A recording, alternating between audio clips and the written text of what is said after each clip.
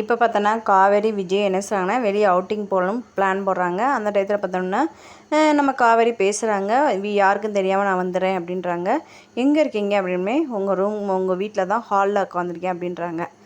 அப்போ ஃபோன் பேசுகிற காவேரி அம்மா கேட்டுறாங்க. விஜய் சொல்கிறாங்க, என்னவா அவள் என்ன சொல்கிறா எங்களுக்கு தெரியக்கூடாது, வெளியில் போகணுன்றீங்களா அப்படின்றாங்க. அதுக்கடுத்து சரி விஜய் சரி வழக்கம் போல் நான் கிளம்புறேன் அப்படின்றாங்க. உடனே இந்த காவேரியை எங்கேயோ போகிறேன்னு சொன்னால் அவளையும் இங்கே ட்ராப் பண்ணிடுறீங்களா அப்படின்ற மாதிரி அவங்க அம்மா கேட்குறாங்க.